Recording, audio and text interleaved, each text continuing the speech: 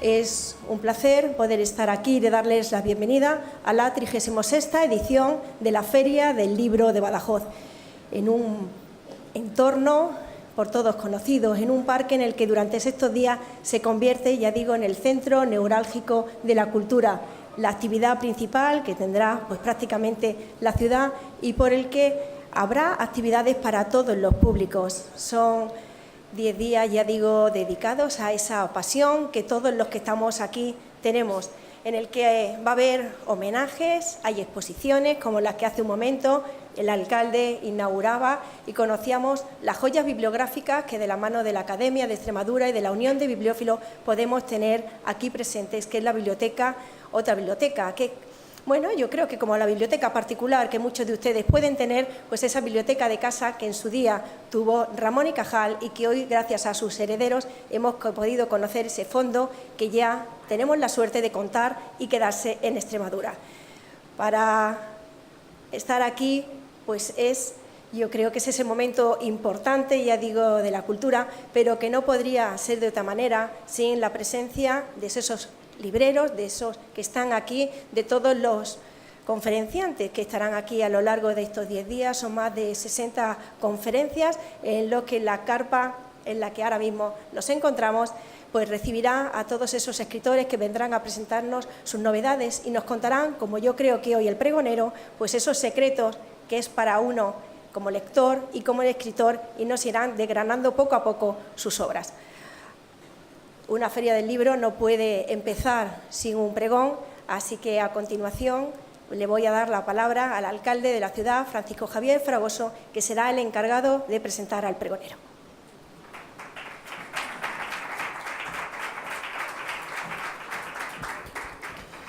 Muchas gracias, Paloma, querida concejala de Cultura, don Gonzalo Hidalgo Bayal, muchísimas gracias por tu presencia, queridos compañeros de corporación, señoras y señores, bienvenidos a el pregón de la 36ª edición de la Feria del Libro de Badajoz. Decía Borges, el gran devorador de libros, lector incansable, deslumbrante escritor, fino exégeta del lenguaje y las palabras, que siempre imaginé que el paraíso sería algún tipo de biblioteca. Bueno, en realidad estas no fueron exactamente sus palabras.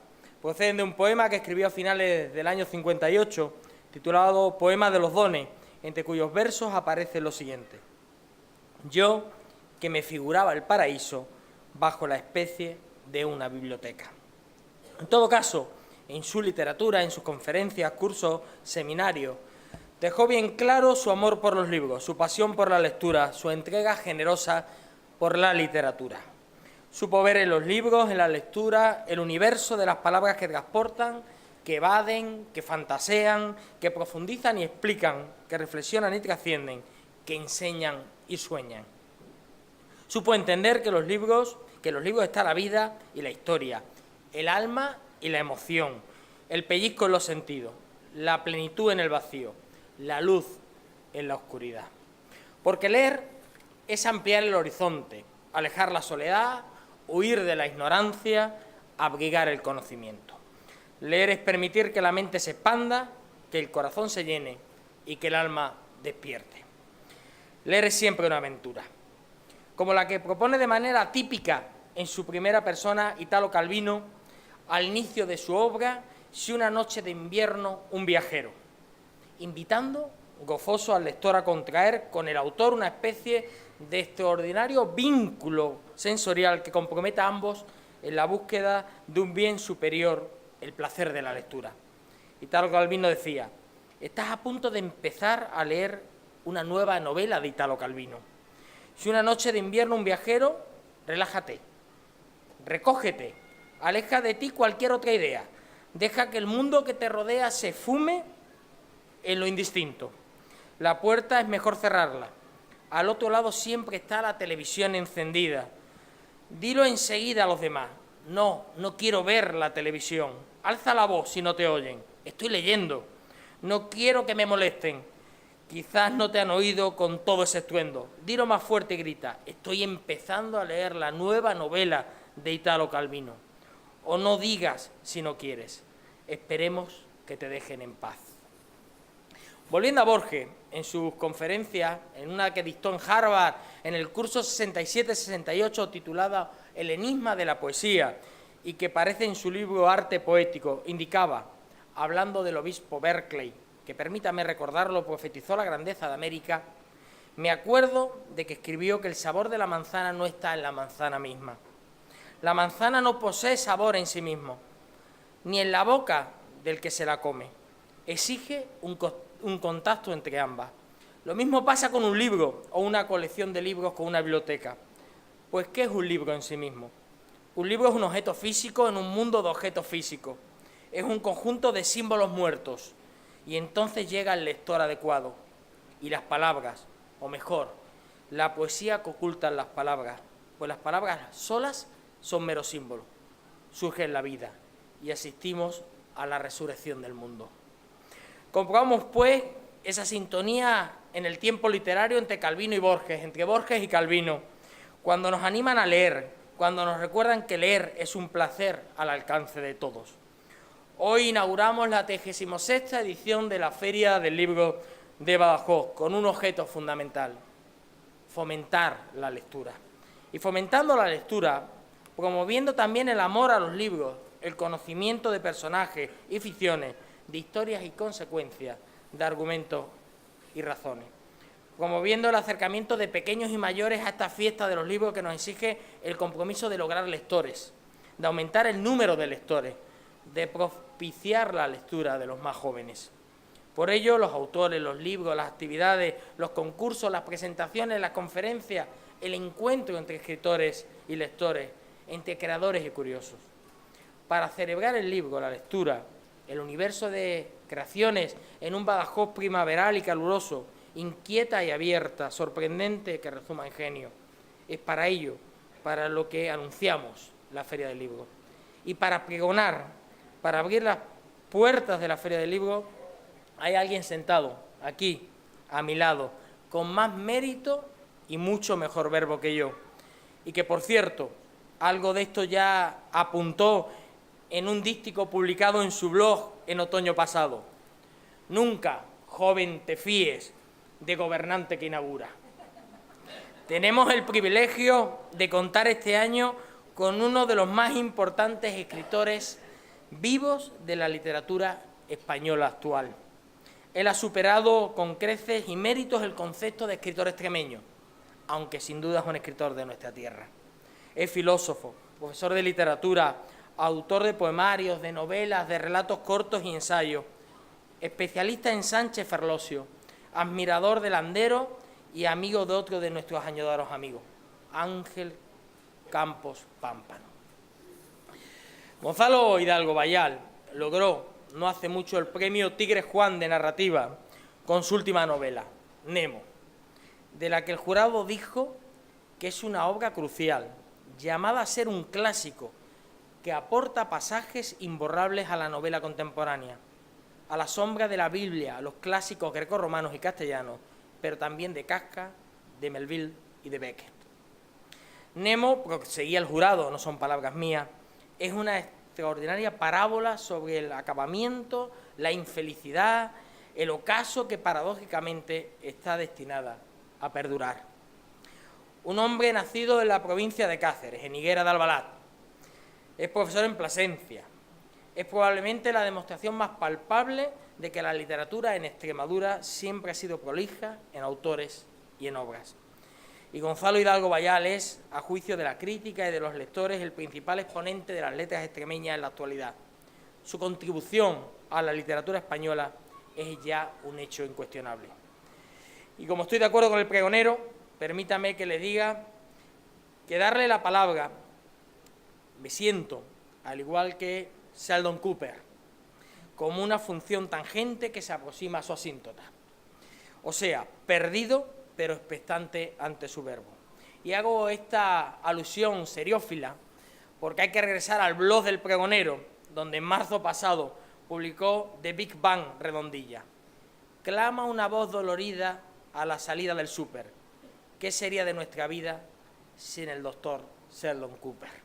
Estamos encantados de tener un autor de su profundidad literaria, de su talento poético, el que de vez en cuando le gusta sorprendernos con una redondilla. Querido Gonzalo, tienes la palabra.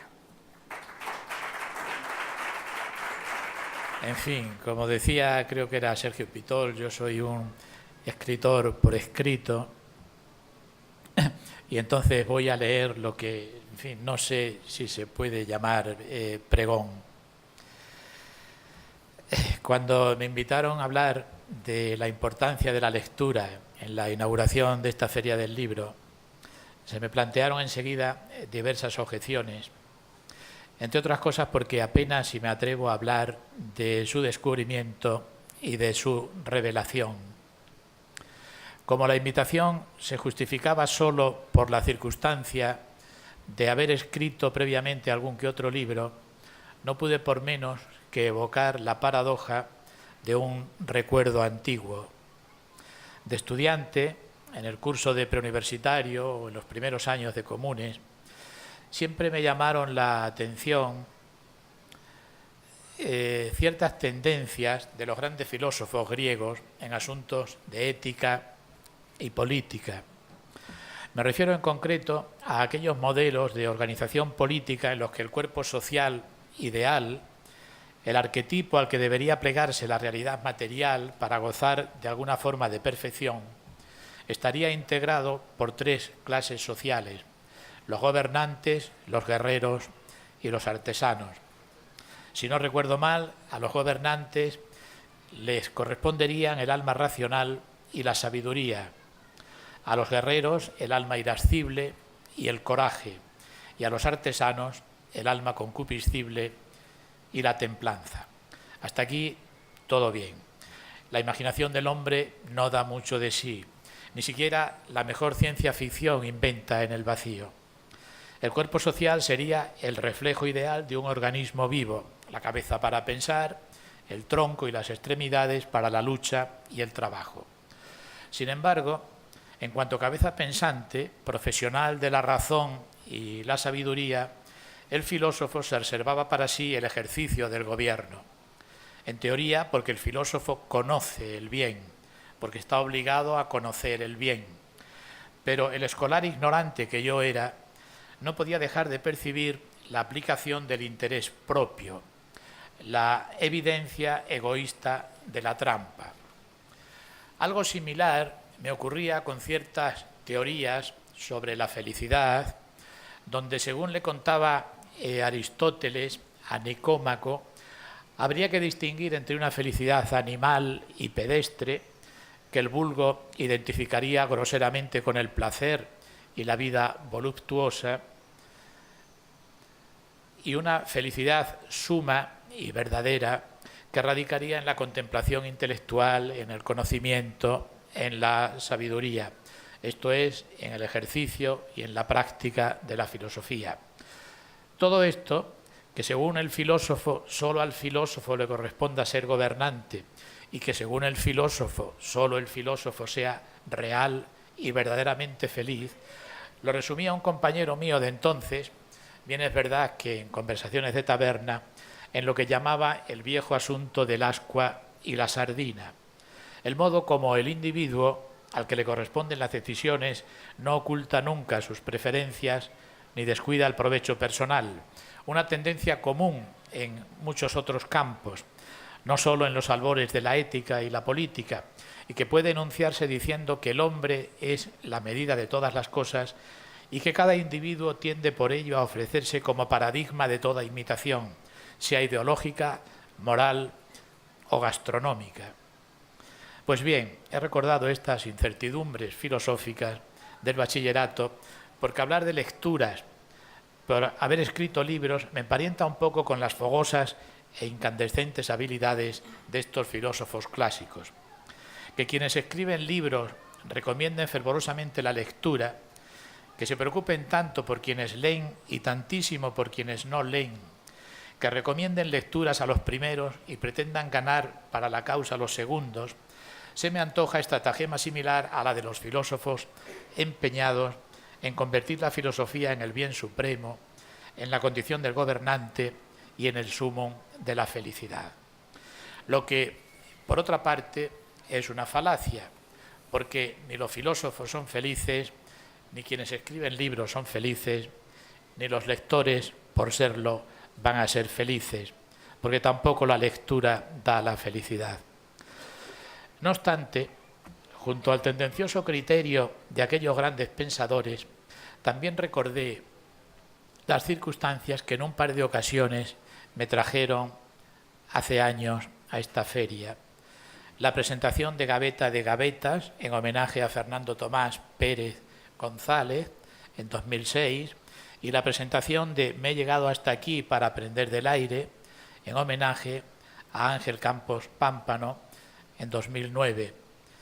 La memoria y la añoranza permanecen, qué duda cabe, me dije, pero no será mala idea aceptar participar en una celebración pura, sin la pesadumbre y las aflicciones de aquel tiempo pasado. Es de sobra conocido cierto dicho común, según el cual el dinero no da la felicidad, que en realidad no pasa de ser el pobre y triste y resignado consuelo de quienes nunca podremos comprobar la veracidad de tan rotunda afirmación. No importa. Podríamos sustituir el sustantivo dinero por otros muchos y acertaríamos siempre porque las dificultades no provienen del sujeto, sino del complemento directo. Por eso, si en lugar de dinero decimos lectura, podríamos asegurar rotundamente que en efecto la lectura tampoco da la felicidad. Y no me atrevería yo a aventurar si la quita o hasta qué punto la quita, que no quiero descender a las profundidades.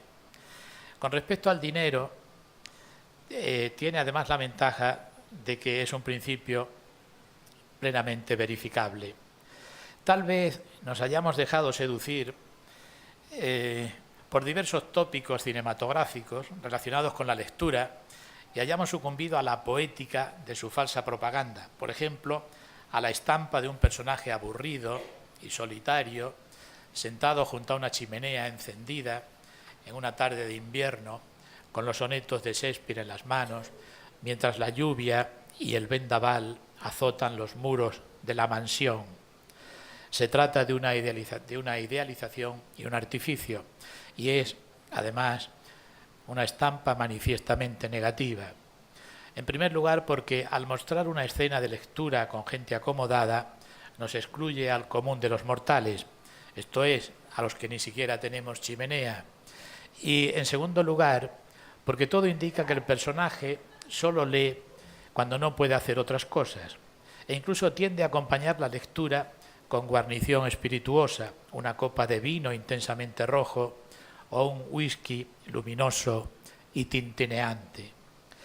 Sobra decir que no se trata de un lector. Quien solo lee cuando no tiene otra cosa que hacer no es lector, no es buen lector. Cierto es que la falta de tiempo es una de las razones que más esgrimen quienes no leen, pura excusa. Por eso triunfó durante mucho tiempo la pregunta sobre qué libro nos llevaríamos a una isla desierta, el único lugar donde tendríamos todo el tiempo del mundo y cuya improbabilidad solo sirve para alimentar la nostalgia original de una verdadera utopía literaria. Robinsones sin más oficio que la supervivencia y la lectura, un paraíso imposible. No. El buen lector saca tiempo de donde no lo hay para leer y para seguir leyendo. Quien solo lee en el autobús, en el metro o en la playa será lector, pero no es buen lector. Porque no es buen lector quien solo lee cuando no tiene otra cosa que hacer, sino quien procura desembarazarse pronto de toda otra tarea para poder seguir leyendo. Una cosa buena tiene, no obstante, el tópico cinematográfico, presentar la lectura como una forma de placer, por el libro, espero, no por el vino o por el whisky. Y acostumbrados como estamos a clasificar la realidad mediante parejas de opuestos, el perro y el gato, la cuchara y el tenedor, la mula y el buey, no deja de ser curioso el contraste con que al tópico de la lectura se opone el tópico cinematográfico de la escritura.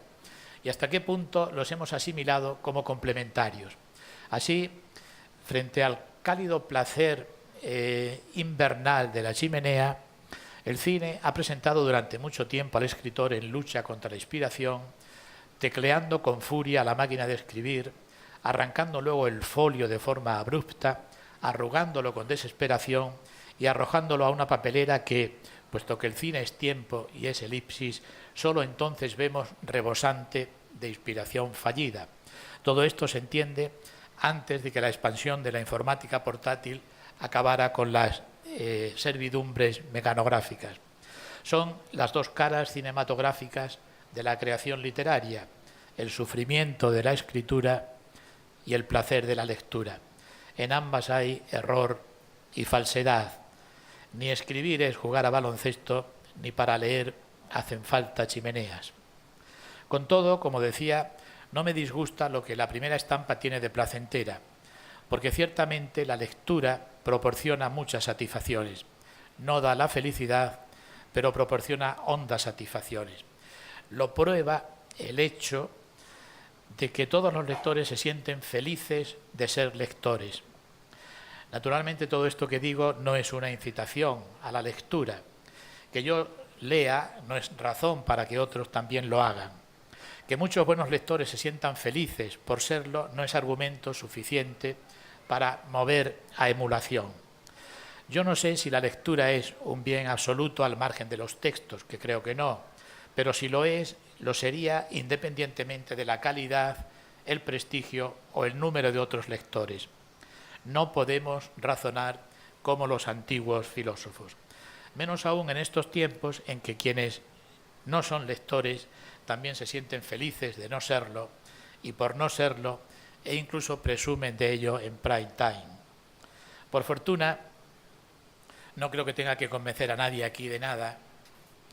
Quienes acuden a la inauguración de una feria del libro ya son buenos lectores, curiosos y entusiastas. Yo nunca intentaría convencer a nadie para que se dedique en cuerpo y alma a la lectura, entre otras cosas porque quien cae de verdad en la lectura ya nunca la abandona y por supuesto no quiero tener esa responsabilidad. Es una tarea de la que cada uno debe ser responsable por sí mismo. Es más, ni siquiera sé cómo se puede caer en ella, ni en qué momento uno se sabe entregado para siempre a la lectura. El descubrimiento de la lectura, primero como un bien, después como un destino, sigue sus propios pasos y todos ellos son verdaderamente emotivos. Su descubrimiento como bien empieza en la niñez más remota.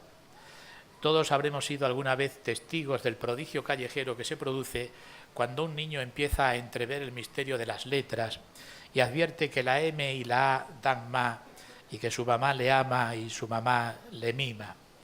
Y así, yendo el niño por la calle de la mano de la mamá que le mima, fija su atención en los carteles publicitarios, en los rótulos de las tiendas y no pierde detalle de toda la caligrafía industrial que le salga al paso, porque la mirada infantil combina el gran angular y el zoom en un solo objetivo y descifra con dificultad las sílabas trabadas y a duras penas dice cafetería o farmacia o se alquila este local, sílaba a sílaba, y se siente plenamente orgulloso de ello, con una doble satisfacción, porque empiezan a entreabrírseles las puertas del mundo de los adultos, que no solo leen cafetería y farmacia y se alquila este local sin titubeos, sino que además se acuestan tarde, que es a lo que el niño aspira al fin y al cabo, y todavía sin la conciencia de que está también entrando en un mundo nuevo, que es el mundo mágico y misterioso del lenguaje,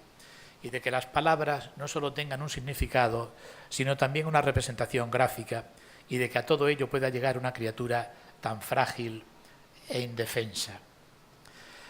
La adquisición de estos primeros rudimentos de lectura, que ni siquiera es lectura todavía, solo los primeros pasos de su descodificación, es uno de los síntomas más claros de que el niño está llegando a ser persona y a alcanzar sus primeros logros alfabéticos. Es una puerta de acceso y está aprendiendo la contraseña. Por supuesto, este primer paso, como decía, no tiene nada que ver con lo que habitualmente entendemos por lectura. Tampoco la nutrición es lo mismo que la gastronomía, porque el descubrimiento de la lectura como destino es un misterio irreductible a la estadística. Yo supongo que cada lector podrá fijar con exactitud en qué momento y delante de qué texto supo que iba a ser ya un lector para siempre. En qué momento experimentó ante un texto literario la misma prodigiosa sensación que siente el niño que deletrea cafetería o farmacia. Cómo supo que se abría ante él un mundo nuevo de acceso libre e insondable provecho. En mi caso, puedo evocar El viaje definitivo de Juan Ramón Jiménez, Crimen y castigo de Dostoyevsky y Mientras agonizo de Faulkner como los textos fundamentales que me hicieron ver más allá de la métrica estricta y del sentimiento lírico y más allá de la mera trama narrativa. Pero como decía, supongo que a cada lector le corresponde su propia revelación. Una revelación que llega de pronto e imprevista, tal vez confusamente intuida tras unos lances previos que no se perciben como tales hasta la iluminación final. Por alguna razón remota de mi adolescencia, la equiparo a una narración de Becker, de Gustavo Adolfo Becker, que se titula Tres fechas. No forma parte de las leyendas, porque las leyendas provienen de la fantasía y de la tradición, pero siempre me ha parecido que muestra con emotiva exactitud las huellas de los deslumbramientos. Ajustada a uno de los más clásicos esquemas narrativos, cuenta cómo, paseando en cierta ocasión el poeta por una calle secreta y solitaria de Toledo, entregado a sus propios pensamientos, le pareció apreciar que se movía la cortinilla de una ventana. Enseguida, su espíritu romántico le llevó a pensar que era una bella mujer quien lo observaba, y para comprobarlo decidió volver un día tras otro al mismo punto para ver la cortinilla cuando se alejaba, para ver caer la cortinilla cuando se alejaba el ruido de sus pasos.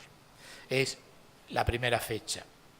Meses después, de nuevo en Toledo, entró casualmente el poeta en una plaza que alentaba todos los tópicos de la desolación.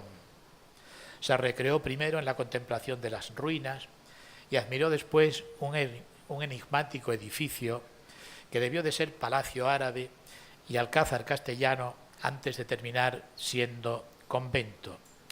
Y aquí, adormecido de nuevo en sus etéreos pensamientos, acaso viera de pronto cómo, saliendo por uno de los huecos de aquellos miradores de argamasa, se agitó una mano blanquísima y lo saludó antes de desaparecer para siempre.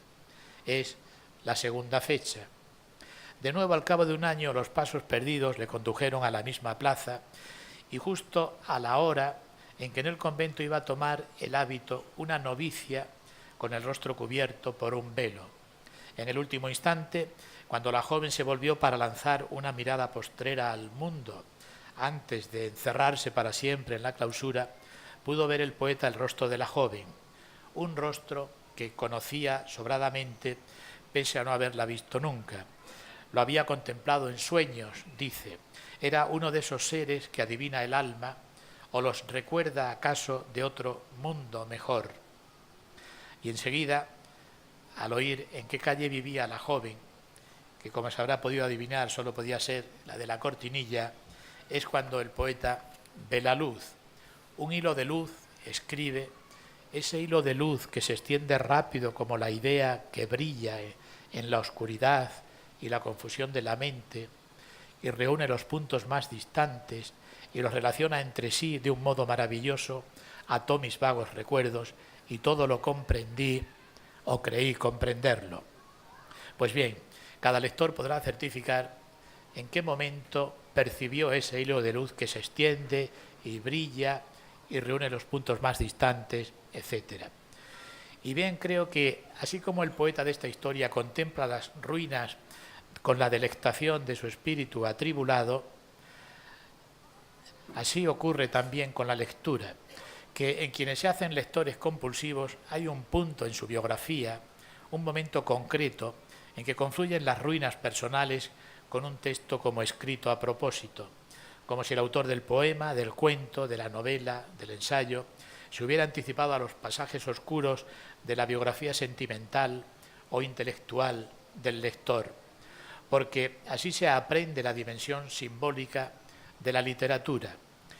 Si el niño advierte la dimensión simbólica de la grafía al deletrear cafetería o farmacia, si el bachiller entiende la dimensión simbólica de los signos lingüísticos, el lector asciende a un nivel intelectual distinto al advertir la dimensión simbólica de la literatura, una dimensión que no puede reducirse a la lógica del alfabeto ni a la lógica de la gramática, porque se trata de una significación superior a la realidad o alternativa y paralela, imposible de reducir a términos inmediatos. Por mi parte, podría decir que El viaje definitivo, de Juan Ramón Jiménez, sería la primera fecha, Crimen y castigo, la segunda, y Mientras agonizo, la tercera y la definitiva. Un camino que va de la emoción a la compasión y de la compasión al entendimiento. Supongo que los textos podrían haber sido otros, pero fueron estos y no puedo lamentarlo. Desde entonces no he dejado de leer. Hay un episodio recurrente en las biografías de muchos escritores, cuenta que padecieron en edad temprana una larga enfermedad que los mantuvo en cama o en reposo durante meses sin más entretenimiento que la lectura. Una enfermedad pasajera, larga pero pasajera, subrayan los biógrafos, durante la cual incubaron otra enfermedad incurable, benigna y permanente.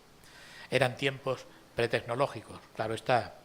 En otras biografías, la secuencia muestra a un hijo único y retraído que sin amigos, sin juegos comunes y sin esparcimientos colectivos, encuentra en la lectura toda su diversión. La enfermedad, pues, o la soledad estarían, según los biógrafos, en los inicios de la fiebre lectora. Personalmente, también dudo de estos tópicos. Y en cierto modo creo que lo que ocurre es justo lo contrario, que la enfermedad y la soledad son una excusa para gozar plenamente de la lectura. Quién sabe si una coartada, digamos, psicosomática, como la tuberculosis de Kafka frente al matrimonio. No creo que sean necesarias la enfermedad o la soledad, ni la aflicción, ni la tristeza, para mecerse en la inagotable tela de araña de la lectura. Pueden ser condiciones escenográficas, de ahí el tópico lector del cine, la metáfora de la chimenea, pero no causas eficientes. Es verdad que el joven o el adolescente que se entrega a la lectura recibe con frecuencia consejos del tipo no leas tanto, que te vas a volver tonto, que no deja de ser la curiosa actualización de un viejo tópico literario, el del personaje que se enfrascó tanto en la lectura, que se le pasaban las noches leyendo de claro en claro y los días de turbio en turbio, y así del poco dormir y del mucho leer se le acabó el cerebro, de manera que vino a perder el juicio, como si en efecto hubiera un algo indisoluble en la combinación de lectura y enfermedad, como si la lectura fuera una enfermedad espiritual. Si lo fuera, sépase que no tiene remedio, que no se cura o que, como diría el poeta místico, solo se cura con la presencia y la figura. Por eso, tras deletrear cafetería o farmacia, lee luego el niño los envoltorios de las galletas o los ingredientes de los cereales, y por eso el recién ingresado en la cofradía de lectores impenitentes lee las instrucciones de uso de los electrodomésticos o los efectos secundarios de los medicamentos. Lo mismo que hace el narrador del Quijote en el capítulo 9 de la primera parte. Dice, estando yo en un día en el Alcaná de Toledo, llegó un muchacho a vender unos cartapacios y papeles viejos a un sedero, y como soy aficionado a leer, aunque sean los papeles rotos de las calles, llevado de esta mi natural inclinación, tomé un cartapacio de los que el muchacho vendía y vile caracteres que conocí ser arábigos. Sigue la cita, pero no, la corto aquí. Donde cabría subrayar, mi natural inclinación. Y pese a la hipérbole, volver a subrayar el adjetivo natural, porque no se trata de una enfermedad, ni de una terapia contra las mezquindades de la vida, ni de un pasatiempo contra el tedio, ni de un sucedáneo de la vida o la sabiduría, ni de un somnoliento barbitúrico o su contrario, aunque a todo ello puede alcanzar, pues es producto de amplio espectro, sino de una pasión inagotable. Y sólo las pasiones inagotables dan sentido extenso a la existencia. De ahí que los epítetos del buen lector tiendan al superlativo léxico y a la hipérbole: ávido, voraz, incansable, tenaz, obstinado, infatigable, o, recurriendo a una jovial metáfora bibliotecaria, incluso tragabaldas. Y como se sabe, al buen lector le gusta entretener el tiempo en las librerías, detenerse en las mesas de novedades, cada vez más efímeras, por cierto, porque se van abatiendo entre sí como las fichas del dominó y las urgencias del depósito. Le gusta recorrer con parsimonia los estantes. La literatura es una tarea solitaria, la lectura, perdón, las dos cosas, es una tarea solitaria, pero el buen lector es incapaz de pasar frente a un puesto de libros callejeros sin detenerse. De ahí que la feria sea una fiesta y un festín, feria para el mercado y fiesta para los libros, exhibición de un pródigo y prodigioso potlas editorial, muestrario de los más variados catálogos, celebración de la sobreabundancia, un ejercicio de exuberancia y plenitud y una reivindicación de la muchedumbre, con el innegable poder de atracción que para lectores y no lectores han tenido siempre las muchedumbres y el tumulto. De forma que ante tanto libro generalista y ante tanto libro literario, feriando, como se debe feriar, nadie necesitará ya leer los papeles rotos de las calles, llevado de esta su natural inclinación. Y yo termino aquí, y al fin y al cabo esto es solo un pregón, un preámbulo, un prólogo, pero la leyenda del buen lector, del lector ávido, del lector voraz, empieza ahora, no en vano, atendiendo a su etimología latina, leyenda, que es un gerundivo, significa lo que ha de ser leído.